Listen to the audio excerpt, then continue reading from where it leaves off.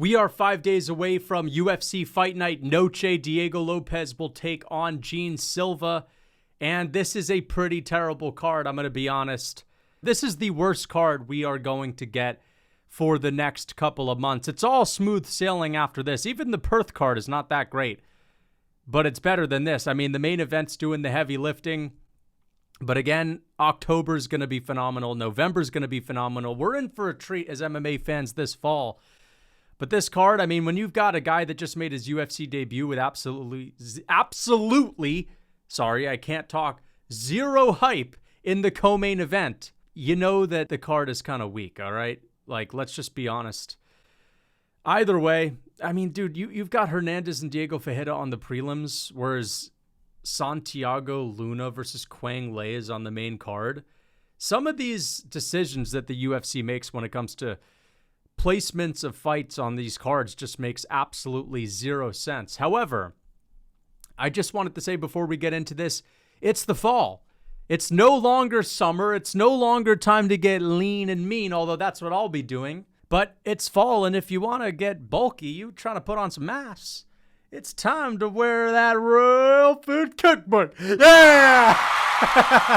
Yeah, dude. It's time to wear the Real Food Cookbook out in this world, man. I mean, listen, I personally am not going to be bulking anymore. I'm lean and mean forever, man. I'm trying to be lean and mean. But if you are somebody that is trying to pack on some muscle in the winter, you're trying to gain some strength, that Real Food Cookbook will give you big and hearty meals made with whole and unprocessed ingredients. And those meals are just comfort foods from around the world. And also, as I've mentioned in my past couple of videos, I will be posting fitness content on my Patreon, vlogs, tier lists, reaction videos, fitness advice. I've seen fruit trees in nature, okay? These fucking peanut. Fuck yeah! Yeah, fucking right. So if you guys are interested, the links to all of this stuff are in the description. Let's get into this phenomenal fight. Rodrigo Ceziando versus Daniel Donchenko. Of course, as usual, 3.5-hour breakdown on the boxing channel. You guys can check that out. If you guys think 3.5 hours is long, just wait till you see the Canelo versus Crawford prediction on the boxing channel. I'm not going to get too deep into the weeds on this. I mean, of course, I know both of these fighters. I mean, I've studied these guys. I've watched their careers. I've seen every single one of Daniel Donchenko's fights. And just to make a long story short, I'm going to pick Daniel Donchenko. I think the KO at the end of his last name, and I'm not talking about like as in knockout, but, you know, the Donchenko, he's got that Usyk type of vibe to the name, man. I'm picking him to win this fight. Let's get on to the next one. Montserrat Rendon versus Alice Pereira. Wait a second. Is this Alex Pereira's sister? I don't think so, but I'm going to go with Montserrat Rendon. She is rendered, no pun intended. Rendon has rendered on the UFC website. I don't know what Alice Pereira looks like. Wow, bro, didn't do any research on Alice Pereira and Montserrat Rendon. Sorry, man. Wow, bro, do your due diligence and do some research on Alex Pereira next time. Okay. Let's get on to the next one. Okay, let's actually get to some real fights. I'm picking Alessandro Costa because he has actually had some legit wins, and he actually gave Steve Ercik a relatively competitive fight, and I just can't pick another guy that's not rendered. Let's just get on to this one. Okay, we actually have something to say. Zachary Reese versus Sedriques Dumas. I'm going to be picking Zachary Reese to win this because he's just had more success than Sedriques Dumas, who I would consider to be the lowest level middleweight on the entire roster right now.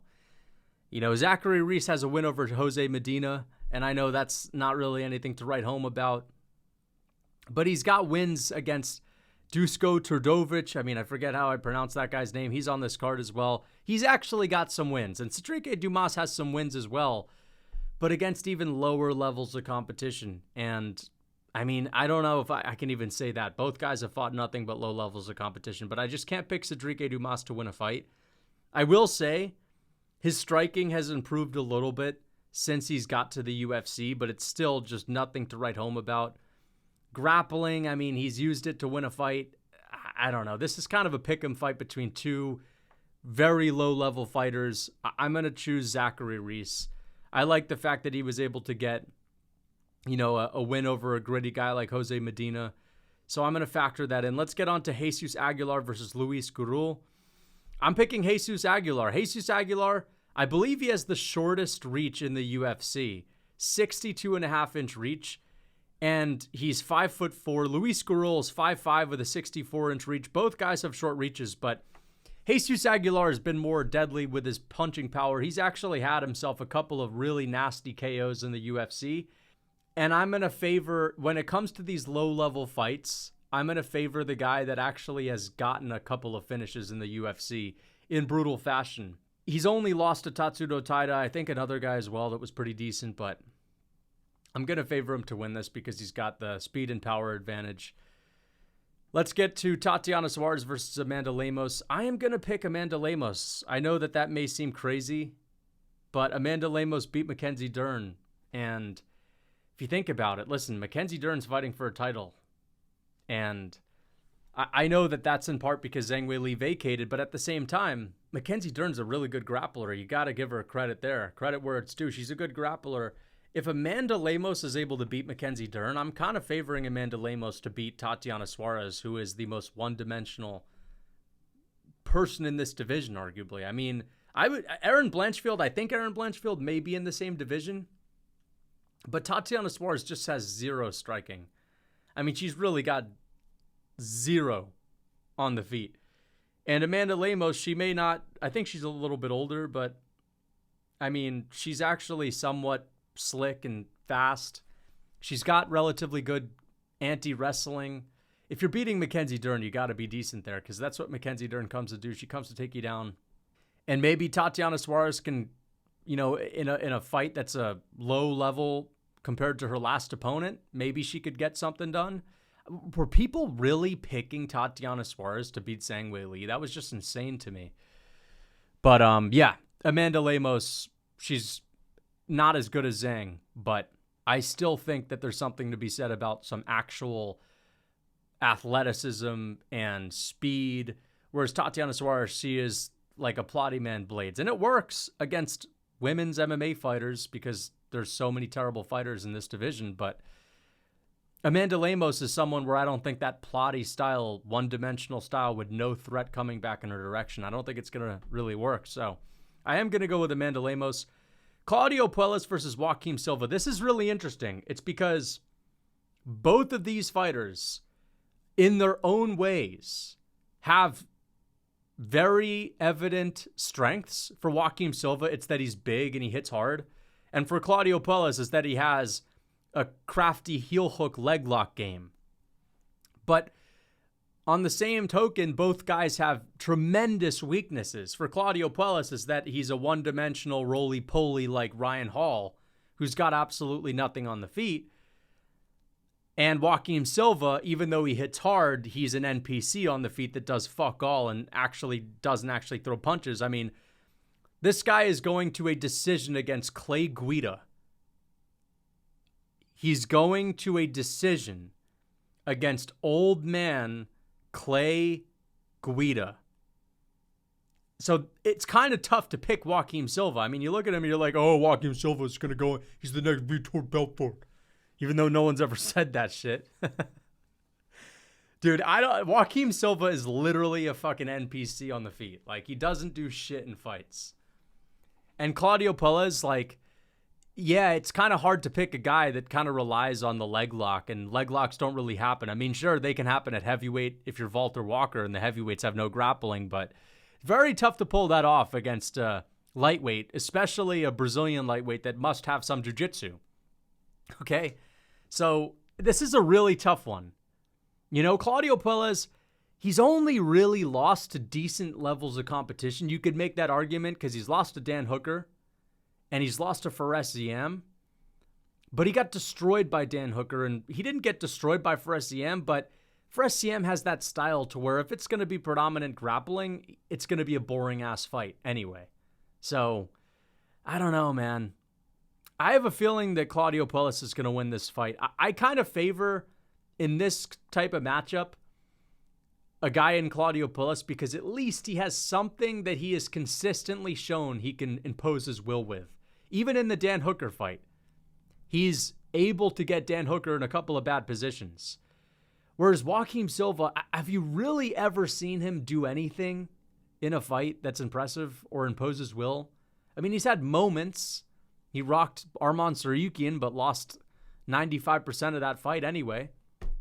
I'm going to go, and I can't believe I'm saying this, but I just can't trust someone that has no ability to impose their will. I mean, or at least hasn't shown it.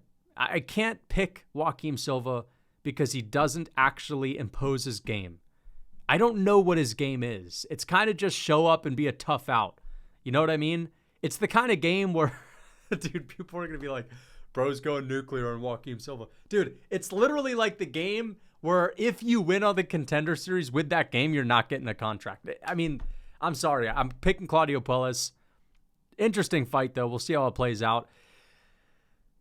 Another low-level fight. Even lower level, to be honest. Jose Medina, Dusko Todorovic. I mean, dude, both of these guys have struggled to pull together wins in the UFC.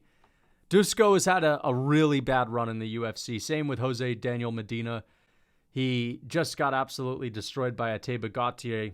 I am going to go with Jose Medina because he's tough. And even though Dusko has, in my opinion, relatively slicker striking, I just haven't seen anything impressive. And I'm going to pick Jose Medina just because he's going to be the gritty tough man in this fight, okay? I'm picking him. I think it's going to decision, and I'm picking him. This is not Ateba Gautier. That's it. Let's get on to this. Is a very interesting fight. And I see some people making the mistake of picking Alexander Hernandez. I'm picking Diego Ferreira. Just because Alexander Hernandez KO'd Chase Hooper does not mean he is going to go in here and bulldoze Diego Ferreira or even beat him by decision. Listen, stylistically, I think Hernandez is always going to have a relatively big advantage over Chase Hooper because Chase Hooper, even though his striking has improved a little bit, he still just doesn't have a lot on the feet. He's still kind of slow on the feet. He's still a bit of a guy where it's like his striking is always just biding time, but it's the grappling which he excels at. The striking he's not good at. Hernandez is mediocre with the striking. So, you know, he's a big, powerful, explosive lightweight. And, you know, he was fighting at featherweight for a long time. After he dropped back down, he used to fight at lightweight. He dropped down to featherweight. Now he's got a little bit of the remnants of the lighter man skill. He's got some speed on him. He's got the right hand on him.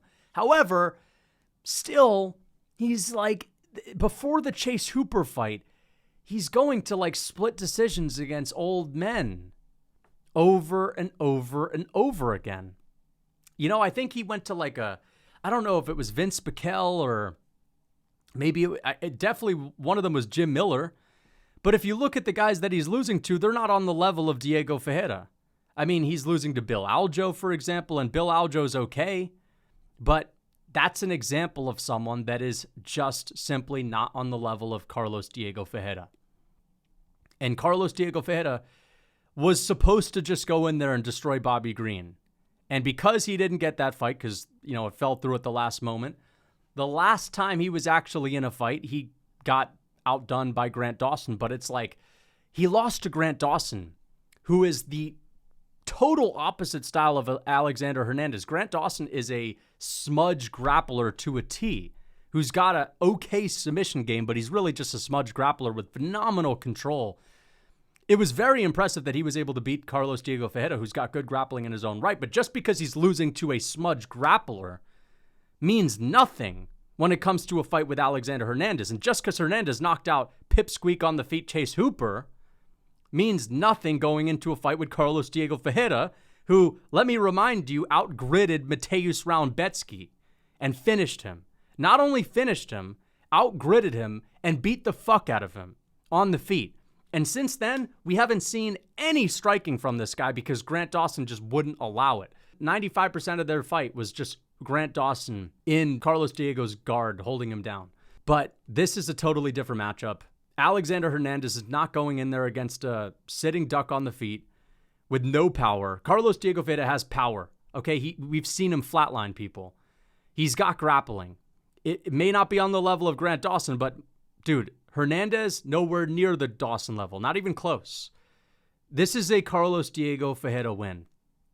He's crafty. He's experienced. And I just don't see this argument of, well, Hernandez has been sneaking up. He's coming back. No, he's the dark horse. No, he's not. He landed a really good punch on Chase Hooper and put him away. He is not making a comeback. This is a Carlos Diego Ferreira win. Okay? If people say I'm recency biased, dude, if I'm Mr. Recency Bias, why am I picking against Alexander Hernandez when Diego Ferreira is coming off of an L to Grant Dawson? It's just that what happened before that? Raumbetsky is a better fighter than Alexander Hernandez. He's a tougher out. He's tougher. We've seen Hernandez wilt. Carlos Diego Ferreira broke him. Had the best performance of his entire career. And just because he got held down by Dawson does not mean he's losing this. This is a good fight to break down, but I'm confident Carlos Diego Ferreira wins. I don't think this is a lock. I'm not going to sit here and call it a lock. I don't want to jinx it. What I am saying is that the right pick is Carlos Diego Ferreira. That doesn't mean Hernandez can't win. Doesn't mean he can't get a KO. It just means I think the right pick is Carlos Diego Ferreira. Higher level fighter. Okay? Santiago Luna versus Quang Le. I'm going with Quang Le. Quang Le coming off of a submission win over Gaston Bolaños in the first round. Santiago Luna, listen, I've been watching Santiago Luna for years now. He's got a great leg kick game and a good outside football. I've never seen this guy fight, okay? And you know what? I'm not trying to be Mr. Beakers and test tubes. I'll wait until this guy fights in the UFC to say something about his style. I like to see how these guys do under the octagon jitters, the bright lights. Either way, I'm going with Quang Le. Quang Le is an absolute marauder, absolute monster. Monster mash. I think he's going to get this one done. Dude, I have a feeling Santiago Luna is going to come back, and he's going to become the next triple champ. He's going to become the first ever triple champ after my prediction there.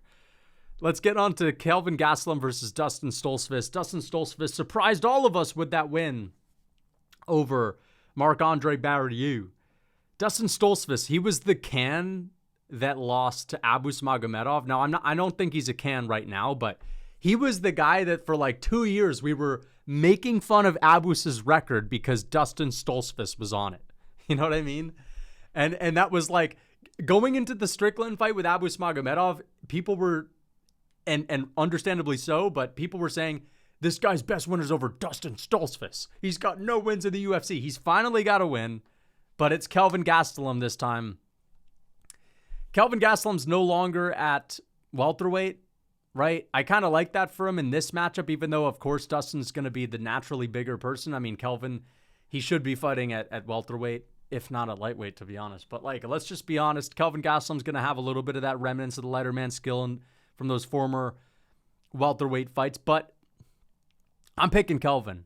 Kelvin, in my opinion, is just a better fighter than Marc-Andre Barrieux. Barrieux's not bad. Barrieux's not the lowest level. He's kind of close to the bottom of the barrel, but he's not the lowest level. And Dustin Stoltzfus was able to beat him, which is okay. That's pretty all right. But Kelvin Gastelum, he's just a different kind of grit. He's just got a different level of speed with his boxing. I mean, he's coming off of a okay second and third round loss to Joe Pyfer. He got destroyed in the first, but then was able to slow it down against a terrifying, gun-slinging, fury-raging firing Joe. And that's a scary match. That's a scary fight, dude. That's a scary fight. So, I mean, you actually have to be kind of impressed with that. You have to actually be kind of impressed because even though Joe Pyfer, I think after that loss to Jack Hermanson, he kind of went into the Kelvin Gastelum fight. I know that there was the Marc-Andre Barrieux fight before that, but he kind of went into the Kelvin Gastelum fight compensating for the overdoing and overthrowing in the Jack Hermanson fight by doing too little and being too patient.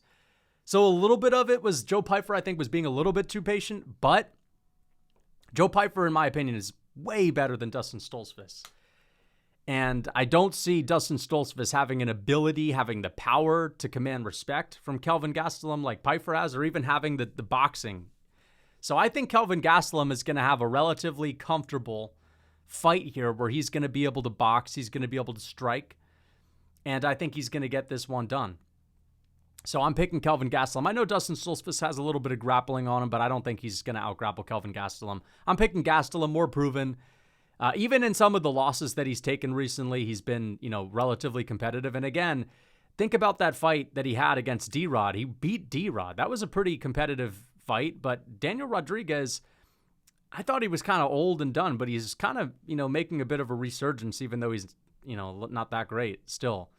Kelvin beat him, which is pretty impressive, and that's a welterweight. That's not Dustin Stoltzfus at middleweight. So I'm going with Gastelum by decision. Jared Gordon versus Rafa Garcia. Jared Gordon, right pick. Now, there's always been a little bit of a Jared Gordon has a suspect chin, right? There's always been a bit of that where it's like he does seem to get rattled around. But a bit of that, in my opinion, is also just because Bobby Green hit him with the nastiest headbutt and it brutally KO'd Jared Gordon. And since then, maybe his chin has suffered a little bit. But I am picking Jared Gordon, and I think it's the right pick. Outside of his legit L, who did he actually lose to recently? Was it Dawson? I think it was Dawson. I think Dawson beat Jared Gordon in a bit of a gritty fight, and it was actually kind of competitive. Outside of that, the Nasrat loss, the Pimblett loss, I think those went the wrong way, the decisions. I think Gordon should have won the Nasrat Haqparast fight, and Nasrat Haqparast is pretty legit. I used to kind of make fun of Nasrat Haqparast for being a boring fighter, but he's actually pretty legit. He's had some great performances since I was saying that like years ago. But I think he beat Nasrat. That was a high output war.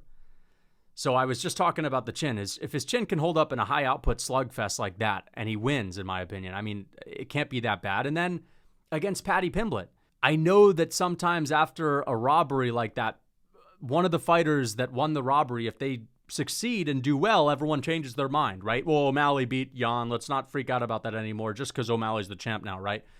Pimblett's doing well now, so I think he actually won the fight. No. Pimblett lost that fight to Jared Gordon. Gordon has beaten Pimblett. He was piecing up Bobby Green before the headbutt. He should have beaten Nasrat Haqparast. Honestly, Jared Gordon is not losing to schmucks, man. And he's beating really good fighters. I'm picking Jared Gordon to win this fight. When he takes steps down in competition, he gets finishes. Like Jared Gordon KOing Thiago Moises, KOing Mark Madsen. I think that Rafa Garcia is tougher than Mark Madsen. Mark Madsen was a bit of a geriatric old man. But the point that I'm making is, again, you look at Gordon's record, it may not look impressive, and you look at Rafa, Rafa's tough. Gordon is not just a gritster, okay? Gordon actually has, the skills to beat Pimblett and Nasrat Haqparast, and when it's a slight drop-off in competition, he finishes them. And again, a couple of losses, couple of wins, but those losses are wins. The only legit loss to Grant Dawson, I think Gordon is the right pick in this fight, okay? I'm going to pick him to win by a gritty decision. Let's get on to Rob Font versus David Martinez. This is such an easy pick. Rob Font wins. If you're picking David Martinez, you're just trying to be different, man. And you're doing a Hail Mary for the sake of it. David Martinez, good for him. He's in the co-main event, but I just don't think this is an interesting fight. I know he got a nice KO in his UFC debut, but against who? Simon Oliveira? It's just a tremendous step up in competition. And you know what? I don't know if Rob Font is still ranked. Even if he's not, if David Martinez wins this fight, it just makes the bantamweight division look weak. You know how these days everyone's ranting and raving about the welterweight division? I've been doing the same, and the middleweight division is awesome, and the lightweight and the featherweight division is pretty good. People still talk about the bantamweight division is good. Well, it kind of depends on this. If Rob Font loses this fight, I don't know, man. And that's not, maybe David Martinez is an absolute phenom, and we just need to see more of him, but I doubt it. Okay? Rob Font should be able to hold it down. Yeah, he lost to Jean Matsumoto. It was a very close fight. Arguably could have gone his way. David Martinez is not the grappler that Jean Matsumoto is. And even if he's more dangerous on the feet, which he may be, Rob Font should be able to sit behind his reach. I think he's going to have a significant height advantage. He's 3 inches taller. He's going to have a 4-inch reach, 68, 69, 70. Yeah, 4-inch reach, 71.5-inch reach for Rob Font, 67.5-inch reach for David Martinez. He should be able to just pop the jab his way to a decision. Just stick and move, and maybe even get a KO. And even though Rob Font has had a bit of a jitterbug, like, chin, where he's definitely capable of doing the jitterbug, he's sort of like Cannonier, where you actually try to think about all the times he's been put away. I mean, he hasn't been put away that often. So even if he gets dropped, I think he works his way back into this fight and wins second and third round. Wealth of experience, not only fought, but beat much better levels of competition, knocking out Adrian Yanez easily, and then arguably beating Jean Matsumoto, who was more proven going into that fight than David Martinez. And Jean Matsumoto, just a guy that's going to go in there and frustrate you shooting takedowns. I think that Rob Font wins this fight, and I just don't think it makes any sense to pick David Martinez. But anyway, let's get on to the main event, Diego Lopes versus Jean Silva, the fight that carries this card heavily. Before I give my prediction, I'm just going to say I hope this is a 5-round scrap so that they're going to have to take a little bit of time off so that Volk can fight someone else in December. All right? Now, you may be saying, wow, bro doesn't want Jean Silva to get a 5-second KO and turn around next week to fight Volk. Why are you rooting against Diego Lopes? You see what I mean? I'm allowed to not want Jean Silva to be next for Volk, okay? Something wrong with that? Also, I like Diego Lopes, and I'm a fan of him. And also, if he wins, Volkanovski's resume age is better. But I also just want Volk to fight someone else, please. Anyway, I'm taking my bias out of this. Although, I do think Diego Lopes would absolutely destroy Drew Dober, and I think Diego Lopes would beat Bryce Mitchell. I think Diego Lopes would have beaten the same competition as Jean Silva. I think that he's really good. I think Jean Silva's winning this. And in my opinion, I think it's a pretty easy pick. Now, again, I think Diego Lopes is good. I think he's a solid fighter. I think he's a dangerous fighter. But I think that Jean Silva may be next to the champion and even maybe better than the champion. I think he might be the best fighter in this division right now in 2025. I don't think the champ's in his prime at the moment, but either way, I'm picking Jean Silva. And the reason why I'm picking Jean Silva is because, unlike Mauricio Rufy, Jean Silva actually passed his grappling test. He actually stuffed effortlessly every single takedown from Bryce Mitchell. And even when he pulled guillotine in the first round and wound up on bottom, and Bryce Mitchell was able to get out of that bad position, Jean Silva effortlessly got up to his feet. And you look at what Bryce Mitchell just did to Said Nurmagomedov. Bryce Mitchell still got it. Bryce Mitchell is still a solid grappler. He's a sticky grappler. Once he gets a hold of you, it's hard to get up. Jean Silva, even when Bryce Mitchell had gotten out of that bad position and he had expended a lot of energy trying to submit him, he just gets right back up. And when he's not pulling guillotine, he's just effortlessly shucking Bryce Mitchell off of him. So right off the bat, Diego Lopes, I'm sorry, I know he's a good grappler. He is not taking down Jean Silva and controlling him on the ground.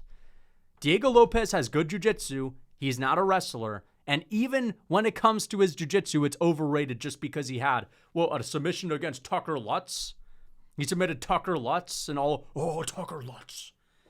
He had a threatening submission against Evloev once. All of a sudden, he's got the most extreme jiu-jitsu ever. No, he's a good grappler. He's got dangerous jiu-jitsu, but he's not more proven than Bryce Mitchell. Listen, he passed his test. As I said, Jean Silva has shown me he has brick wall takedown defense.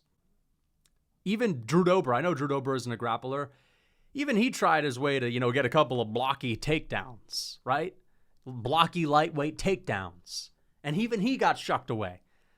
So it's going to come down to the striking.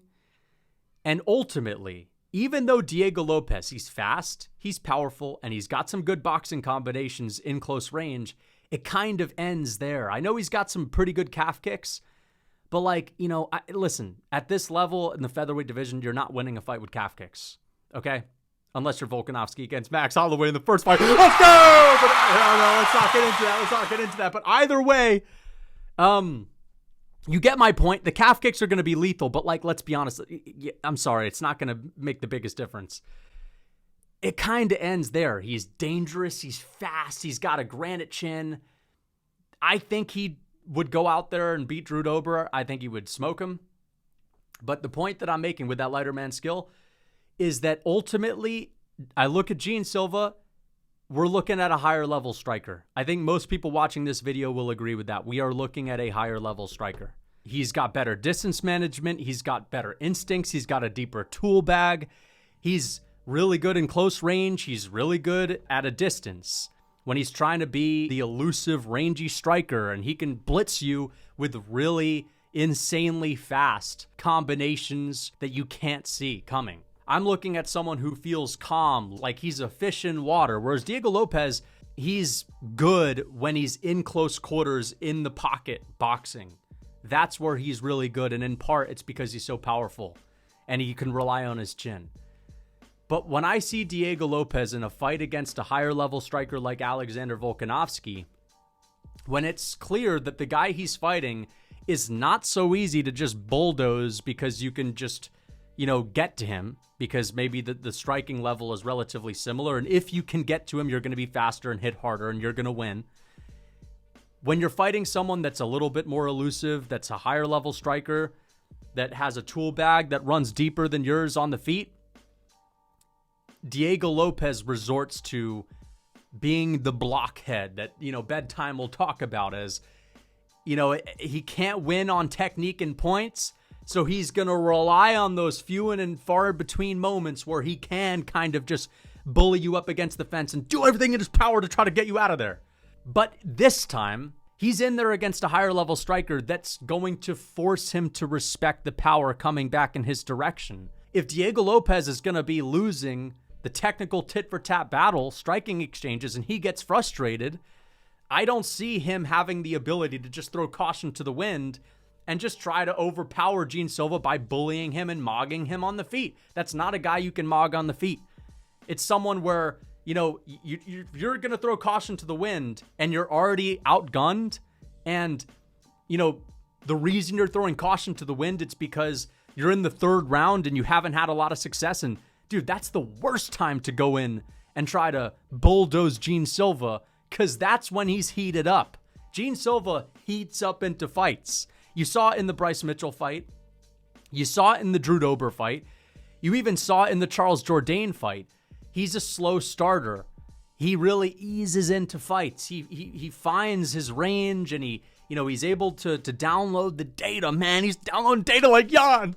Okay? He's downloading data like Jan. And that's when he's heating it up. And when you're in the third, fourth round of a Jean Silva fight, even though it's, we've never seen a fourth round in a Jean Silva fight, when you're into a Jean Silva fight like that, he's almost like in the Matrix. And if he's a higher level striker than you, he starts to dominate. And, as I said, I think Diego Lopes would be able to KO Drew Dober. I know Drew Dober is known for having an iron chin, but I think Diego Lopes with his speed, I think he'd be able to beat Drew Dober. When it comes to tit-for-tat battles, I still think Drew Dober, he's relatively okay as a striker on the feet. When Jean Silva figured him out, it was just like a Jean Silva show, highlight reel. Maybe Diego Lopes can KO Jean Silva, maybe he can tag him. But ultimately, I think that Jean Silva, he's very defensively sound. He's got great defensive instincts. He's got good head movement. I think that he's going to not get KO'd because of that. I think he's going to do a really good job at keeping a distance and managing his pace early. And I think he's going to make his reads and start to tag up Diego Lopes and start to hit him with some gnarly shots. And I think Diego Lopes is going to be getting outstruck more and more each round. And I think if he gets frustrated, he's just going to keep walking into spinning elbows and, straight left hands at lightning speed. And Jean Silva is going to get comfortable in this fight, and he's going to start to dominate in the striking. However, Diego Lopes is so tough that I do not think he's going to get finished in this fight. All right. Now, I understand Jean Silva is a different level of power than Volk, but I think Diego Lopes is He's got an iron chin. I think he's going to be able to tough it out. And, Jean Silva, like Diego Lopes, he's actually in a matchup for the first time where he has to truly respect the power. I know Drew Dober had a lot of power. I get it. But Diego Lopes, he's not just powerful, but he's like a Speedy Gonzalez as well. So there's going to be that fear of getting caught by Diego Lopes as well for Jean Silva. But the way I see this fight going, I think it might honestly be a 50-45. Maybe Diego Lopes can win a round having a big moment. But the reason why I wanted to talk about the grappling early is because, again, people talk about Diego Lopes' grappling as being this like next level thing. It's just, he just hasn't proven it. He put Evloev in some bad positions. Clearly, he is a competent grappler. Clearly, he's good. Clearly, he's dangerous. But where are the results outside of Tucker Lutz? Like, Jean Silva submitted Bryce Mitchell and shucked him off 10 times. That, in my opinion, is a more proven thing than Diego Lopes submitting Tucker Lutz. So, again, the takedown defense, Jean Silva, brick wall takedown defense. He's a big featherweight. So, like Diego Lopes, who's also a big featherweight, this is not a fight in which he's going to have this huge frame and size advantage. He has it against basically every other featherweight, but this is another featherweight that's huge. So, I think Jean Silva wins this just by being the superior striker, being the slicker striker. And as I said, this is not a time to where if you're getting outstruck, you could throw caution to the wind and try your hat at getting the KO just by being powerful. You're going to walk into some really powerful, lightning fast strikes from Jean Silva, who already is going to have the upper hand. So I am going to pick Jean Silva. I'm going to pick him by a 49-46 or a 50-45. We might see a doctor stoppage. All right. We could see a doctor stoppage. That's possible. I'll be very impressed if we see a KO from either side, especially from Diego Lopes. I'll be impressed. Although, I mean, it's not going to be shocking for someone as powerful as Diego Lopes to get a KO over someone like Jean Silva. But the point that I'm making is, if Jean Silva can knock Diego Lopes out, who is known for having an iron chin, that'll be very impressive. But yeah, I think Diego is a good fighter. I think that, I honestly don't think he's that overrated. I think he's kind of rated properly. But I do think Jean Silva right now is the best ranked fighter in the featherweight division.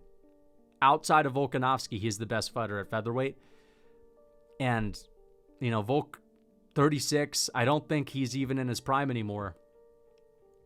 And that's not just because he lost a couple of times, but I don't think he looked as good in his last fight as he had when he was fighting Max in the trilogy, or TKZ, or Islam in the first fight. The point that I'm making is Jean Silva might be the best featherweight in the world right now.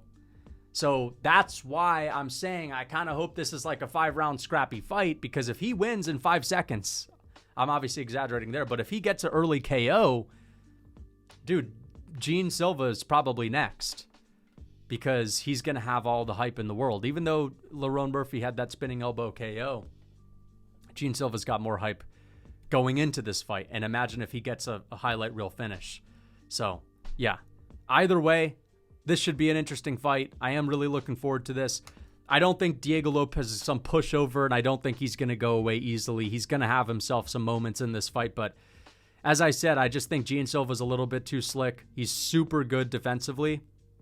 And I think that's why he's so good offensively. It's because he does such a great job of evading people's strikes, that because he's so fast and explosive, he can counter so well. All right. So yeah, Jean Silva, 50-45, 49-46, maybe a doctor stoppage, maybe a TKO. Either way, I'm confident that he wins this fight. Hope you guys enjoyed. Until next time.